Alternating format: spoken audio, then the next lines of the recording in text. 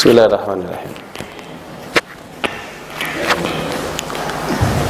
Assalamualaikum warahmatullahi wabarakatuh. Alhamdulillahi wa kafa, wassalatu wassalamu ala nabiyil mustafa wa ala alihi wa ashabihi wa man sara ala nahjihi ila yaumil wafa, amma ba'd. Hadirin Bapak dan Ibu yang dimuliakan oleh Allah Subhanahu wa taala, alhamdulillah wa syukru ala ni'matillahi wa la hawla wa la quwwata illa billah.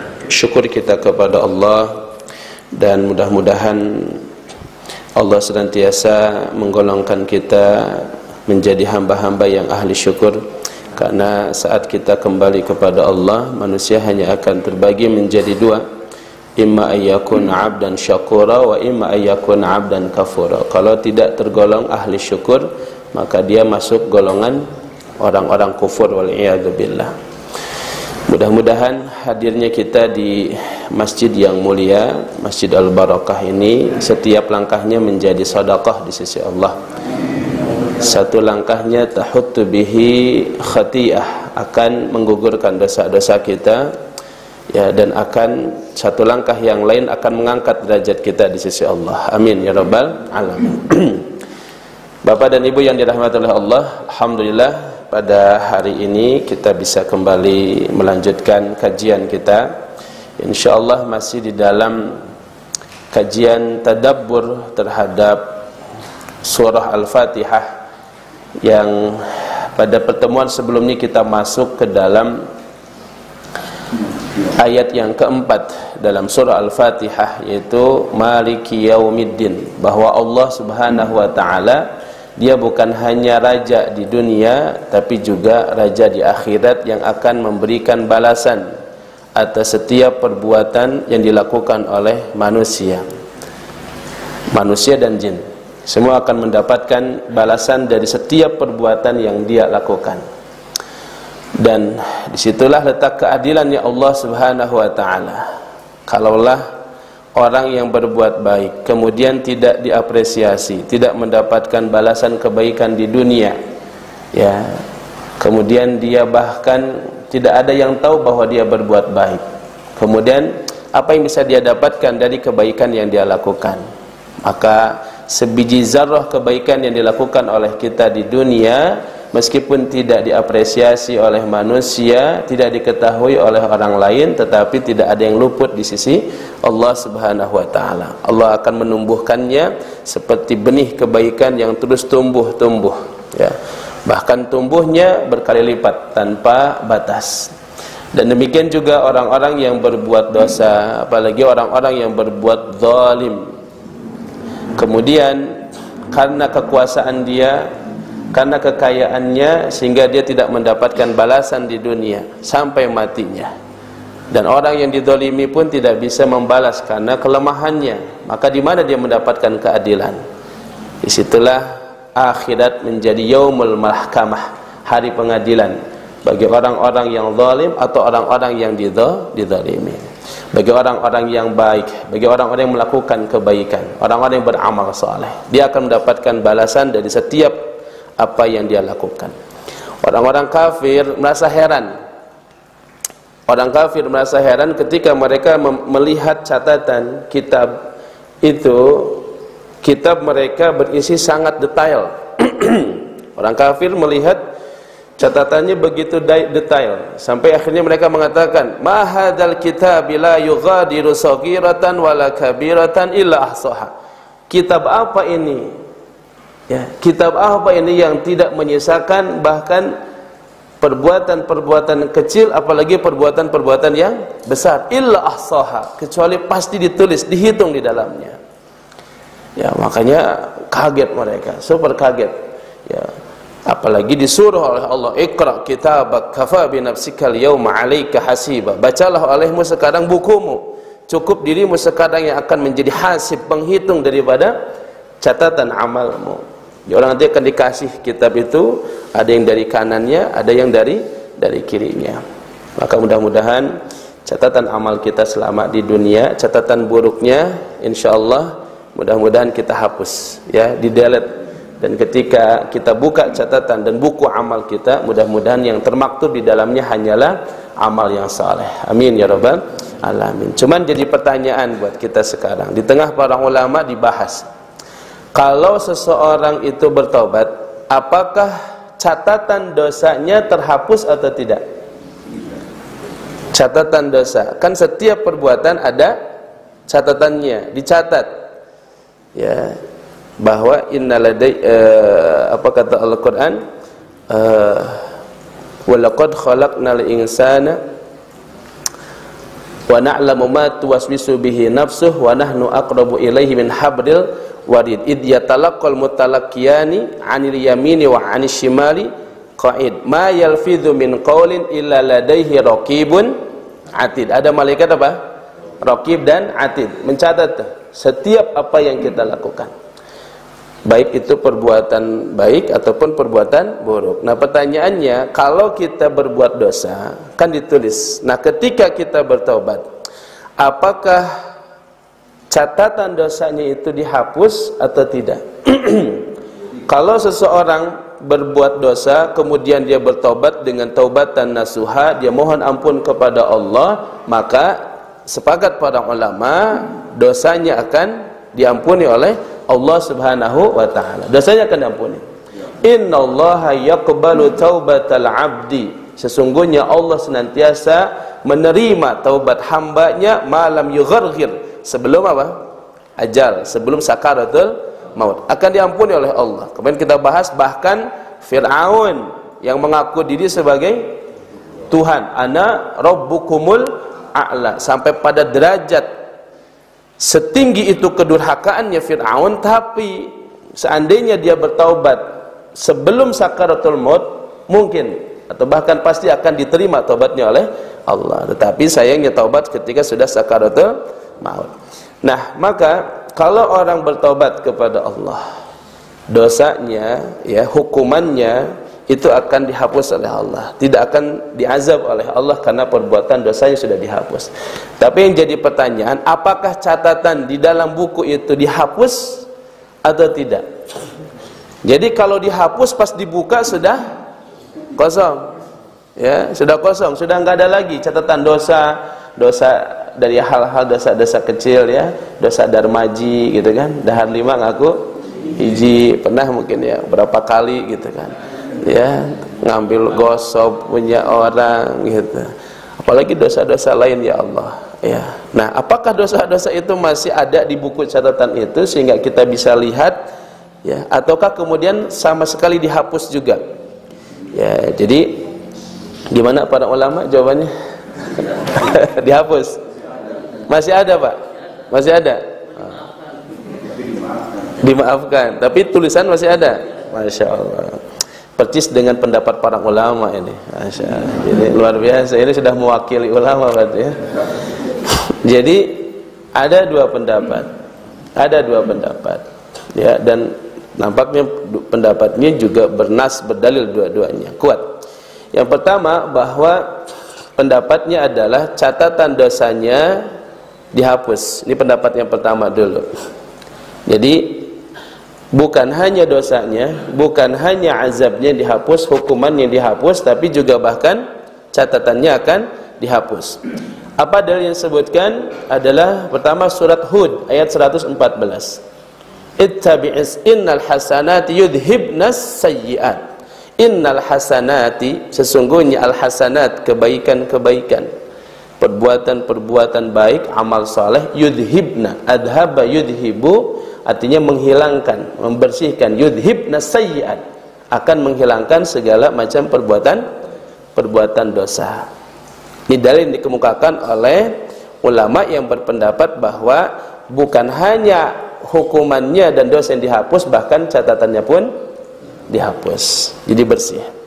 Dalil berikutnya adalah hadis riwayatkan Imam Tirmidzi, di mana Nabi SAW bersabda, ittaqillaha haitsuma kunta wa atbi'is sayyi'atal hasanata tamhuha. Bertakwalah engkau kepada Allah dimanapun kau berada, dan ikutilah setiap perbuatan buruk, dengan perbuatan baik. Maksudnya ikuti perbuatan buruk dengan perbuatan baik itu, ketika seseorang sudah berbuat dosa, maka harus dia bertobat kepada Allah.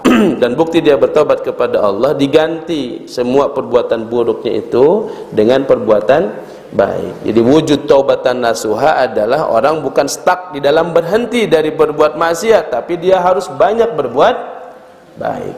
Jadi bukan hanya saya sudah tidak lagi berbuat dosa, berbuat maksiat, enggak, tapi ikuti dengan perbuatan apa? Perbuatan baik. Kalau dulu habis mata dan suaranya dipakai mendengarkan musik, mendengarkan sesuatu yang haram bahkan, nah taubat dia, maka gantinya apa? Lihat Al-Quran, baca Al-Quran, senandungkan Al-Quran, membaca ayat-ayat Allah, hadis-hadis Rasulullah. Jadi ganti perbuatan buruk sebelumnya dengan perbuatan baik. Kalau sebelumnya dipakai buat uangnya buat perkara-perkara yang makruh, bahkan perbuatan yang haram, taubat, berhenti daripada mengambil dan menyalurkan di tempat yang haram, maka kemudian taubatnya adalah bukan hanya berhenti, tapi ganti dengan perbuatan yang lebih baik. Itba'is sayyi'atal hasanata, ikuti setiap perbuatan burukmu dan perbuatan baik. Nah, kata tamhuha mimhatun, orang Arab bilang penghapus itu mimhatun, ya, penghapus, mimhat. Nah, artinya menghapus perbuatan dosanya. Ini dua dalil yang disebutkan oleh para ulama terkait dengan catatan perbuatan dosa. Nah, namun kita lihat pendapat yang kedua. Adapun pendapat yang kedua mengatakan yang dihapus hanyalah siksanya saja dan hukumannya saja. Nah, berarti pendapat Pak Haji tadi dan pendapat Pak Haji. Ya. Jadi yang dihapus itu hanya siksaan dan hukumannya saja. Adapun catatannya masih ada, tidak akan terhapus. Ya, tidak akan dihapus, tetap ada. Dan ini kita bisa lihat hadisnya. Hadis diriwayatkan oleh Imam Muslim. Di samping ayat juga Al-Quran mengatakan, "Faman ya'mal mithqala dzarratin khairan yarahu." Faman, barang siapa, maka barang siapa, ya'mal, yang mengerjakan, ya, mithqala dzarratin, sebiji zarrah, khairan, daripada kebaikan, yarahu, dia akan melihat setiap perbuatan baik itu meskipun hanya sebiji zarrah. Tapi sebaliknya, wa may ya'mal, dan waman, dan barang siapa ya'mal, ya, wa may ya'mal, dan barang siapa yang beramal, berbuat misqala dzarratin, sebiji zarrah, syarran, dari apapun, pakai tanwin dalam tata bahasa Arab itu menunjukkan umum, nakirah. Jadi apapun jenis keburukan, sebiji zarrah keburukan yang dilakukan, yarah, dia juga pasti akan melihatnya. Ini dalil pertama. Jadi bakal dilihat walaupun dosanya dihapuskan, hukumannya dihilangkan, tapi catatannya masih akan dia lihat. Ini membuat nanti kita malu. Nah, apalagi hadis ini.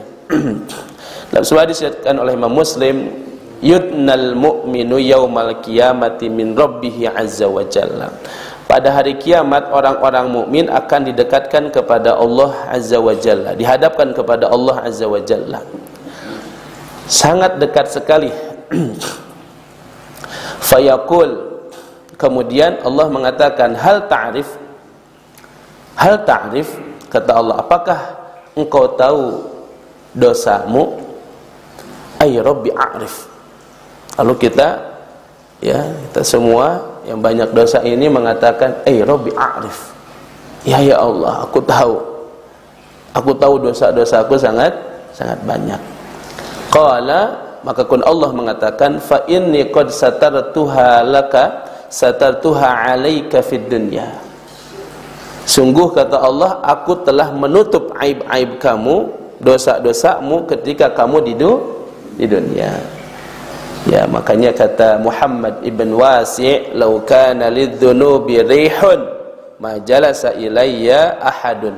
Kalaulah dosa itu ada rih, ada bau yang bisa dicium, ya, jadi kalau orang berbuat dosa itu kalau bisa dicium baunya, majalasa ilayya ahadun. Enggak ada orang yang mau duduk dekat dengan kita. Betul tidak? Jadi misalnya tiba-tiba bau hangit gitu. Ya, pas berbuat dosa kecium bau hangit, bau hasem misalnya, ya, maka orang tidak akan ada yang mau dekat. Tapi oleh Allah katakan apa? Fa inni qad satartuha 'alaika fid dunya. Aku sudah menutupnya untukmu di dunia. Ditutup oleh Allah sehingga tidak ada bau, wala rih wala laun. Ya, tidak ada bau, tidak ada warna. Tiba-tiba misalnya jadi warna naon teh kayak disebut bodas bisa anu kasinggung deh gitu kan. Ya, pokoknya robah warna, ada warna lah gitu kan. Nah, maka enggak ada majalasa ilayya ahadun. Jadi harus bersyukur Bapak Ibu. Syukur kepada Allah. Makanya salah satu doa Nabi juga begitu, Allahumma astur aurati. Ya Allah, tutuplah aurat-auratku. Ya, maksudnya aurat itu apa? Aib-aibku. Minta kepada Allah agar itu tetap. Qad yakun, kata para ulama, bisa jadi terkadang seseorang diperlihatkan terhadap aibnya, perbuatan dosanya, tapi sifatnya tidak hanya satu dari sekian banyak orang. Ya, kadang apakah dalam bentuk perilaku atau lain sebagainya. Ya, walaupun cerita tapi bisa jadi ada benarnya yang disampaikan oleh almarhum siapa? Kiai Haji Zainuddin MZ itu. Ya, orang pergi haji, ini orang punya jabatan tinggi tapi jabatannya tidak dipakai di jalan yang hak, yang benar, dipakai bahkan untuk menipu orang dan sebagainya. Pergi haji, ya, kemudian salah satu daripada amalan haji adalah lempar jumrah. Nah, ketika sampai lempar jumrah, ya, jumrah itu artinya di situ ada tempat di mana kita melempar jumrah. Ada 3 tempat yang kita melempar jumrah. Zaman Nabi Ibrahim itu ketika Nabi Ibrahim melempar batu untuk melempar apa? Setan. Nah, memang sudah enggak ada setannya di situ. Jadi tahu pakai emosi lempar jumrah kayak gitu kan. Ada orang segala dilempar, sendal dilempar gitu ya, batu. Yang kecil-kecil tidak terlalu kecil, tidak terlalu besar. Nah, maka ketika melempar batu, kata Zainuddin MZ almarhum, tiba-tiba batunya balik lagi. Oh, kaget tuh, balik lagi. Pas dilihat batunya ternyata ada tulisannya. Pas dikasihkan ke asistennya yang bisa bahasa Arab, dibaca. Ternyata artinya apa? Sesama setan jangan saling melempari, katanya. Ya, sesama setan jangan saling melempari. Tapi potong gara-gara iya jadi sieun mal haji di kita maafkan. Sieun balik deui ka lempar jumrah. Nah, ya. Orang suka takut-takut enggak usah. Malah itu adalah bentuk pembersihan kita sebelum kita menghadap Allah. Malah kalau punya kesempatan, punya rezeki, jangan tunda-tunda. Itu kesempatan kita untuk membersihkan diri sebelum kita dibersihkan di dalam neraka, wal iyadzu billah. Mendingan dibersihkan ketika kita masih di dunia. Nah, qad yakun, terkadang begitu. Bisa diperlihatkan, bisa ditampilkan. Makanya kita mintanya ke Allah gitu, Allahumma astur aurati, ya Allah tutup. Kan bisa jadi. Saya kalau dulu waktu pesantren, ya kalau pas kita berbuat salah, udah aja lihat wajah guru itu udah berbeda gitu. Ya, jadi perasaan teh guru apal wae gitunya. Kalau muridnya salah itu gitu, tahu gitu. Ya, nah makanya apalagi Nabi mengatakan ittaqu firasatal mu'min fa innahu yanzuru binulillah. Takutlah kalian dengan firasatnya seorang mukmin karena dia bisa melihat dengan cahaya Allah Subhanahu wa taala. Ala kulli hal, Allah secara umum menutup aib kita. Dan sampai sekarang orang duduk dengan kita, bersama dengan kita. Kenapa? Karena Allah tutup aib kita di dunia. Fa in yaqad satartuha 'alaika fid dunya. Aku telah tutup aib-aib kalian selama di dunia. Maka jangan suka membuka aib orang lain. Allah pun telah menutup aib kita. Kalau kita dibuka aibnya satu saja oleh Allah, majalasa ilayya ahadun. Enggak akan ada satu orang pun yang mau duduk bersama kita. Lalu Allah mengatakan, wa inni aghfiruha lakal yaum. Dulu di dunia aku tutup aib-aibmu, dan di sini sekarang aku ampunkan dosa-dosamu. Fayu'ta sahifata hasanatih, lalu diberikanlah sahifah, lembaran daripada kebaikan-kebaikannya. Ya. Wa ammal kufaru wal munafikun, adapun orang-orang kafir dan orang-orang munafik, fayunada bihim ala ru'usil khalaik haula'il ladzina kadzabu 'ala Allah. Maka kemudian akan ada yang menyeru dengan suara yang sangat keras di hadapan semua makhluk, dikatakan kepada mereka, itulah orang-orang yang telah mendustakan Allah Azza wa Jalla. Jadi kesimpulannya ada berapa pendapat? Dua pendapat. Ya, satu mengatakan bahwa catatan dosa itu dihapus. Jadi bukan cuma hukuman dan azabnya, ya, tetapi bahkan catatannya pun akan dihapus. Yang kedua mengatakan tidak dihapus, walaupun dosanya dan juga hukumannya dihapus. Yang jelas hadirin, kalaulah ternyata pendapat yang kedua yang benar, maka ya kita akan malu di hadapan Allah saat dibukakan catatan perbuatan dosa kita. Mudah-mudahan Allah ampunkan semua dosa dan khilaf kita di masa lalu, dan menjadikan sisa umur ini sebagai tambahan kebaikan, dan mudah-mudahan menjadi sebab dibersihkannya jiwa kita oleh Allah Azza wa Jalla. Amin. Ini poin pertama. Poin berikutnya tentang Yaumiddin adalah tentang surga.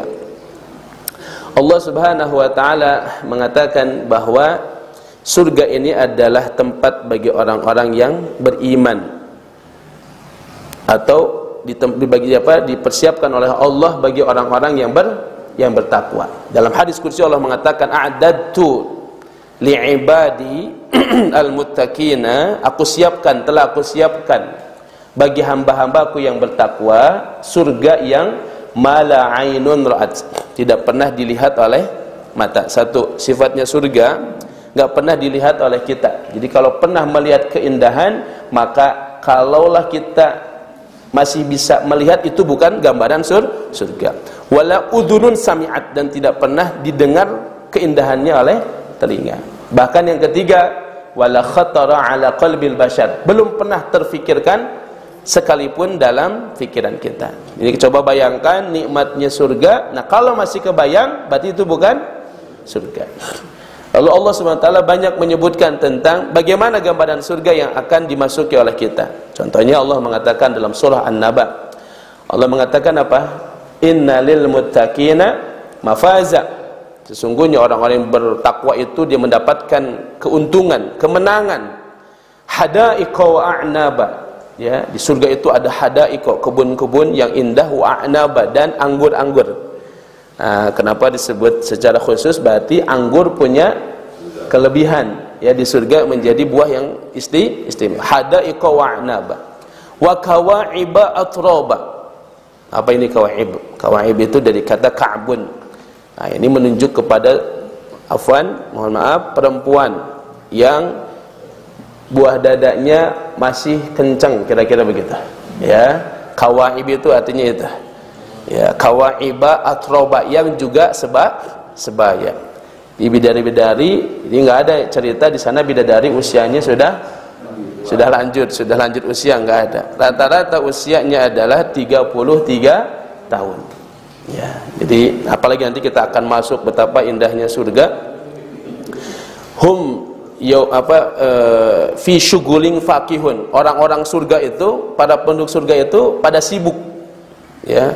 Sebagaimana kita sibuk di dunia dengan berbagai macam kesibukan, nanti kita di akhirat juga akan sibuk. Sebagai penghuni surga kita bakal sibuk.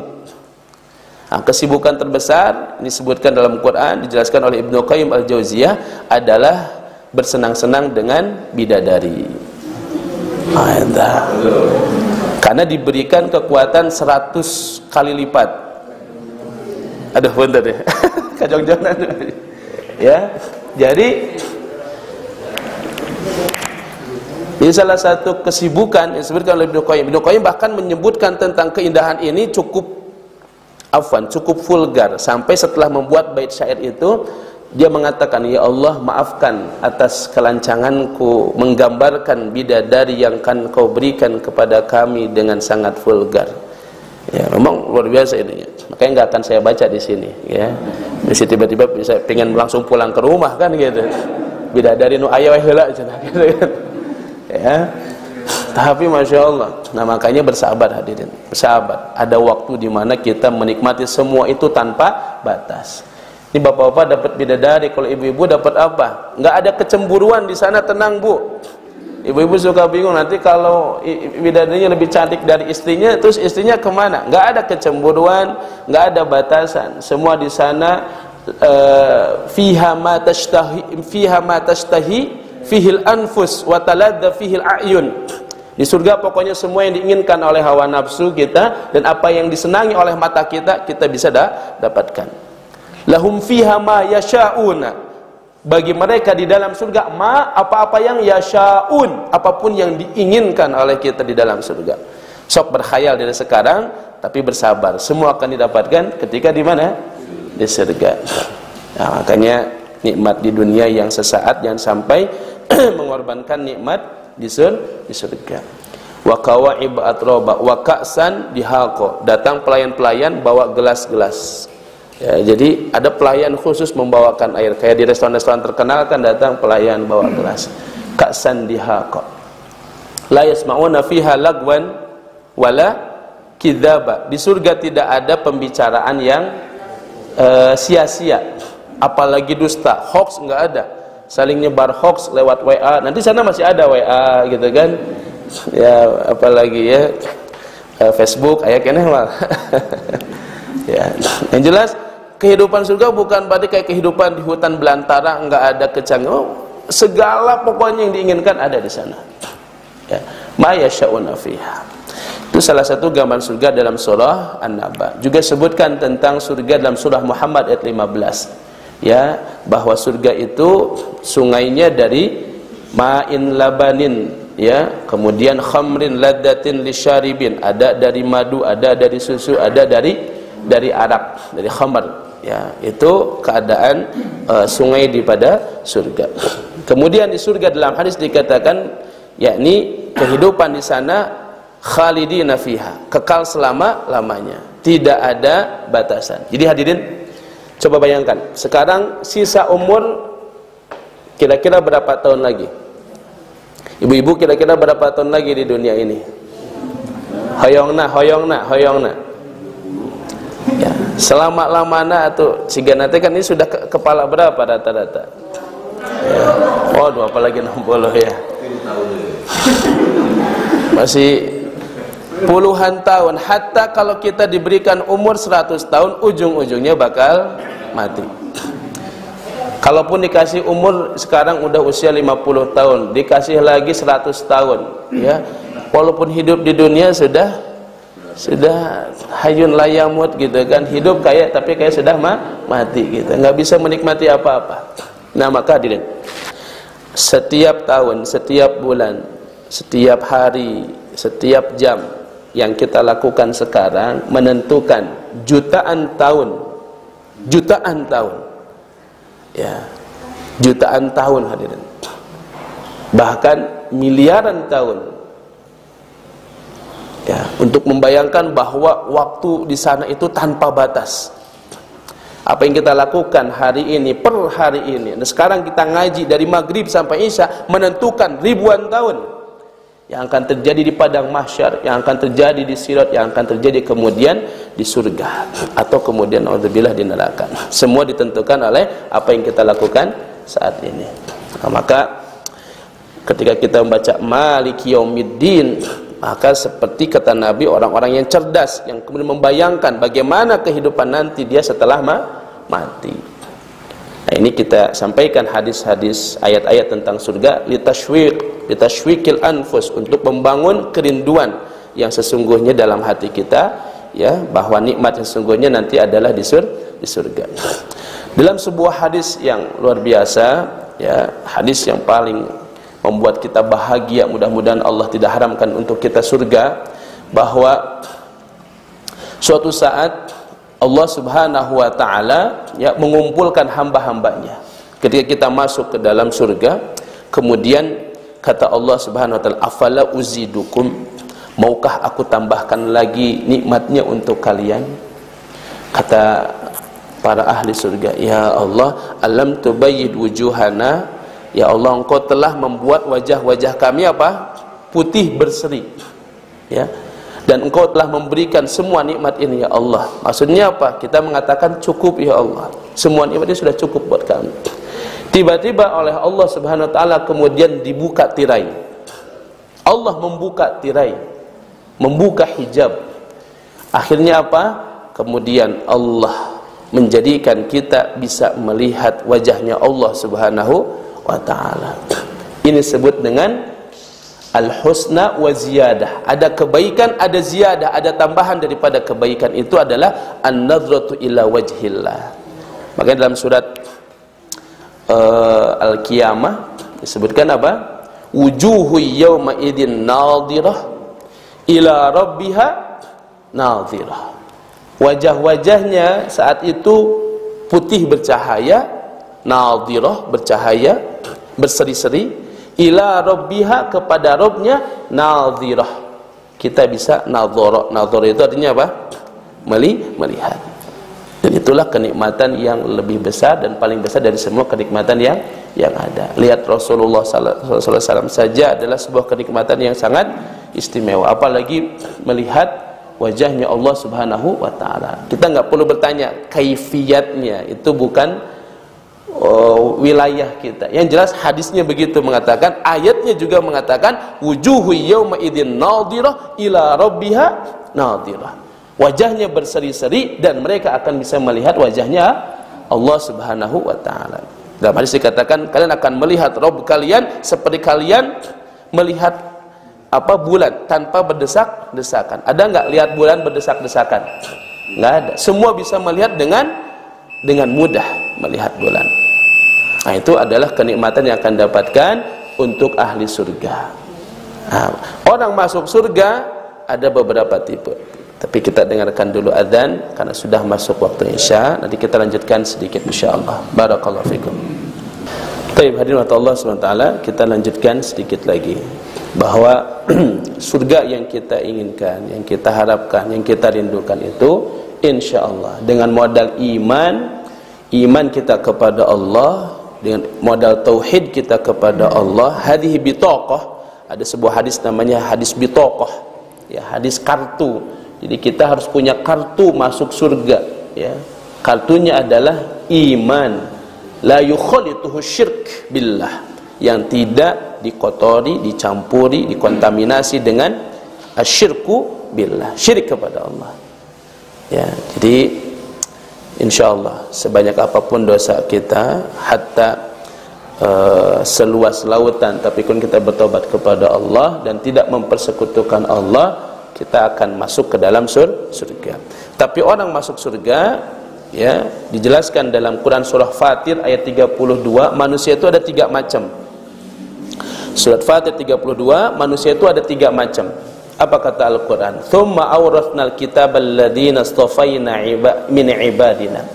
Kemudian kitab itu kami wariskan kepada orang-orang yang kami pilih di antara hamba-hamba kami. Faminhum, satu, zalimul li nafsih, adalah golongan yang zalim terhadap dirinya. Berbuat zalim, berbuat dosa itu termasuk perbuatan zalim. Banyak berbuat zalim kepada dirinya. Hak-haknya Allah tidak ditunaikan. Hak-hak Bani Adam, istrinya, suaminya, anaknya, tetangganya tidak ditunaikan. Ya, zalim terhadap diri. Yang kedua, muqtasidun, yang pertengahan. Yang pertengahan, ya, tidak berbuat zalim, menzalimi diri, tapi juga tidak terlalu bersemangat di dalam berbuat kebaikan. Pertengahan aja.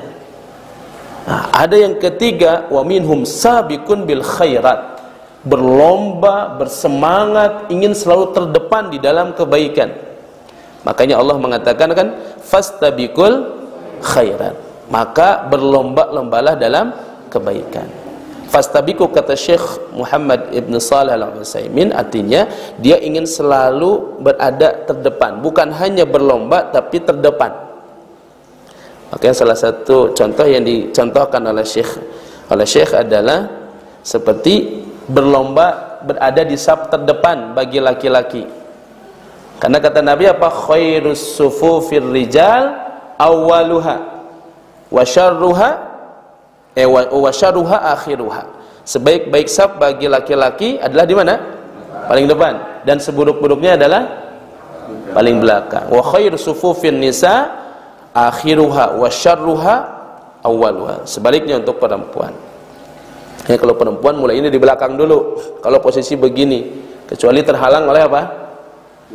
Oleh hijab, oleh tembok. Kalau kayak begini dari belakang. Nah, ini apa namanya? Istibaq, yakni berlomba.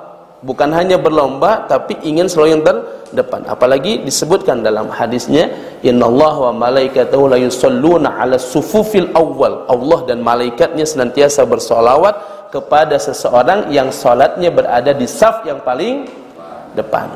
Nah, gitu. Ini sabiqun bil khairat. Jadi dia bukan hanya mengambil kebaikan tapi berlomba untuk paling banyak di dalam mengambil kebaikan. Mengambil saham kebaikan, dia ingin mengambil paling banyak. Nah, ini tipe. Lalu kata Ibnu Abbas, adapun tipe yang ketiga tadi, yang sabiqun bil khairat, yang paling baik, itu yang akan masuk surga bi ghairi hisab. Kan ada orang masuk surganya itu bi ghairi hisabin wala adab, tanpa hisab apalagi azab. Dihisab aja enggak, apalagi di azab. Ya. Enggak ada azab sama sekali, ya. Jangankan diazab, dihisab aja tidak. Bagaimana? Yadkhulunal jannah, dia masuk surga begitu saja. Nah, kata Ibnu Abbas, ini untuk sabiqun bil khairat. Mudah-mudahan kita masuk di dalamnya, hadirin. Cuma memang harus terus ditargib, dimotivasi. Karena iman kita yazid wa yanqus, kata Nabi. Kadang naik, kadang, atau ini kadang turun, turun. Jadi nyungsep bahkan ya. Kadang turun, kadang nyungsep gitu. Naik nasa senti, turunnya sameter ya. Naik sameter, turun 1 kilometer. Nah, ini kita lagi ngomongin, kita hadirin. Jadi kalau kita mau masuk golongan yang yadkhulunal jannata bi ghairi hisabin wal adzab, maka harus masuk kategori sabiqun bil khairat. Berlomba untuk mengambil kebaikan. Memang harus dipecut, harus dicambuk, harus didorong, harus digerakkan, harus punya teman-teman yang soleh, yang terus membisiki kebaikan. Ya, kenapa? Karena di masjid naik iman, asa surga tadi hareupeun, gitu kan. Pulang ke rumah teka tinggal di surga, teka tinggal di bidadari, gitu kan. Lemah lagi. Memang perlu untuk terus tasywiq wa targhib wa tarhib. Sehingga apa? Sabiqun bil khairat. Ya, paling tidak usia, dan mohon maaf kata Nabi, adalah uban sudah cukup jadi dalil untuk kita lebih menyiapkan diri, ya, menghadap Allah Subhanahu wa taala. Itu yang pertama. Di dalam hadis dikatakan jumlahnya 70.000. Ya, 70 alfan yadkhulunal jannah bi ghairi hisabin wal adab. Nabi itu dalam mimpi Nabi itu adalah wahyu. Mimpi Nabi itu ru'yatul haq, mimpi yang benar, penglihatan yang benar, seperti kita melihat dengan nyata. Yang dilihat oleh Nabi ketika Nabi melihat ada umat yang sangat banyak sekali.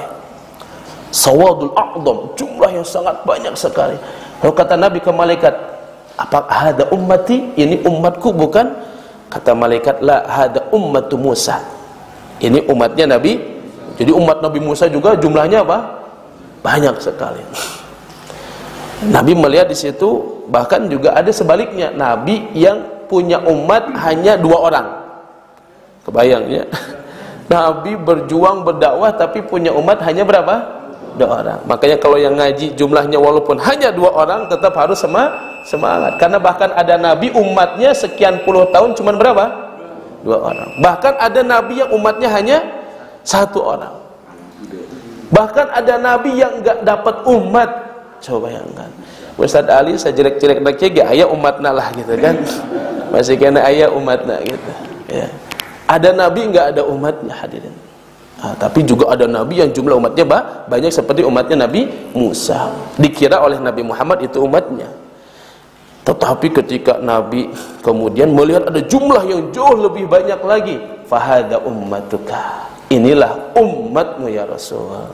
Wa ma'ahum, dan bersama mereka ada sab'una alfan, ada 70.000 yadkhulunal jannah, masuk ke dalam surga bi ghairi hisabin wala adab, tanpa hisab dan tanpa adab.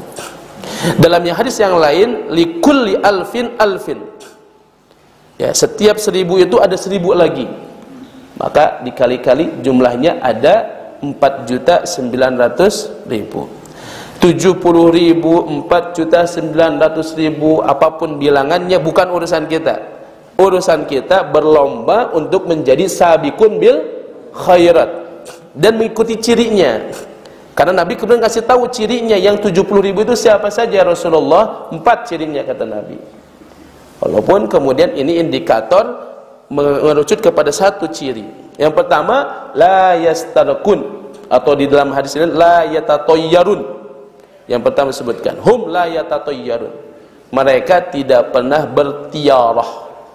Tiarah, tatayyar itu dulu misalnya kalau mau pergi ambil manuk, burung, terus diapungkan.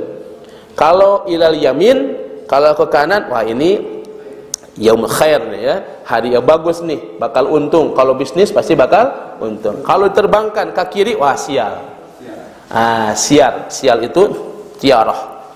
Tiarah sama ngitung kancing pas mau pergi, ya, berangkat tidak, ini tiarah namanya, ya, tiarah. Atau alungkenan koin lung, lamun hilap deh koin teh naon gambarna. Ya. Nah itu tiarah, termasuk menganggap sial hari, menganggap sial bulan, menganggap sial bilangan, itu termasuk kategori tiara. Nah kalau yang pernah begitu, sempat begitu, nggak masuk kategori yang 70.000 itu kalau berdasarkan hadis tersebut. Wala yastarkun, dan juga tidak pernah meminta untuk diruqyah. Para ulama menjelaskan makna tidak diruqyah. Satu berpendapat memang dia tidak meminta diruqyah, baik ruqyah syar'iyyah ataupun ruqyah, apalagi ruqyah jahiliyah. Karena ruqyah itu ada dua.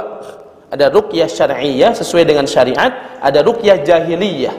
Karena ruqyah itu secara bahasa artinya jampe-jampe. Nah, jampe-jampe itu ada jampe-jampe jahiliyah, ya, yang dilakukan oleh masyarakat jahiliyah yang sampai sekarang juga masih ada, dengan jampe-jampe syirik yang bersumber bukan dari Quran dan hadis, itu namanya ruqyah jahiliyah. Ada ruqyah syar'iyyah yang patokannya adalah yang dibaca adalah ayat Quran dan doa dari Nabi. Itu aja patokannya. Nah, para ulama menjelaskan yang pertama adalah la yastarkun, yaitu tidak pernah meminta diruqyah. Pendapat yang pertama adalah termasuk tidak meminta diruqyah, ruqyah syar'iyyah. Karena orang yang meminta ruqyah syar'iyyah menunjukkan kelemahan dirinya. Satu pendapat. Pendapat yang kedua, tidak. Yang dimaksud la yastarkun karena ruqyah itu sesuatu yang masyru', sesuatu yang disyariatkan. Bahkan kemudian orang yang meruqyah itu disebutkan kata Nabi, adakah di antara kalian yang mau yanfa'ahu? Adakah di antara kalian memberikan manfaat untuk saudaranya? Yaitu ketika ada orang yang minta diruqyah. Nah, maka pendapat yang kedua mengatakan maksud la yastarkun tidak pernah meminta diruqyah, yaitu ruqyah jahiliyah. Artinya enggak pernah meminta ke dukun, ke peramal, ya, atau hal-hal yang sifatnya takhayyul dan khurafat. Itu. Wala yaktawun, yang ketiga adalah tidak pernah berobat dengan kai. Kai itu besi panas. Kemudian pernah lihat tidak? Ya, berobat dengan besi panas, dibakar gitu. Ya, nah itu walaupun tidak sampai derajat haram. Karena Nabi pun pernah melihat membolehkan seseorang berobat dengan kai. Yang keempat, wa ala rabbihim yatawakkalun, dan orang yang senantiasa bertawakal kepada Rabbnya. Nah, ini ciri orang yang akan masuk surga tanpa hisab, tanpa adab. Beres cerita begitu, Nabi ya tiba-tiba datang sahabatnya, atau ketika kumpul itu ada sahabat nih, ciri yang tadi itu, sabiqun bil khairat. Langsung ngacung, namanya Ukasyah. Langsung ngacung. Ya Rasulullah, ij'alni minhum. Ya Rasulullah, doakan aku masuk di dalam golongan itu. Kata Nabi, anta minhum. Engkau bagian daripada yang 70.000 itu. Ukasyah ngacung, yang lain juga mau ikut ngacung. Akhirnya ngacung no lain. Ya Rasulullah, saya juga. Ya Rasulullah. Kata Rasul, sabaqaka biha Ukasyah. Kamu sudah didahului oleh Ukasyah. Batak tong ninggal heula batur dalam bab surga mah pangheulana. Tong sampai pas batur ngacung, kita ngacung sudah didahului oleh Ukasyah. Nah, artinya apa? Kesempatan beramal ada di depan mata. Ada orang engkeh heula nantilah, besoklah. Nanti kalau ini, ternyata itu sudah tidak lagi jadi milik kita. Jadi coba bayangkan, karena semangat Ukasyah ngacung, semangat kepada kebaikan, langsung dapat rekomendasi dari Nabi, anta minhum, kau bagian daripada orang yang masuk surga tanpa hisab dan tanpa adab. Insyaallah, mudah-mudahan kita berdoa kepada Allah di akhir majlis, mudah-mudahan kita termasuk di antara hamba Allah yang masuk surga, mudah-mudahan tanpa hisab dan tanpa adab. Kalaupun dihisab, doa kita diajarkan oleh Nabi di akhir kita salat setelah wa min fitnatil masihid dajjal, doanya apa?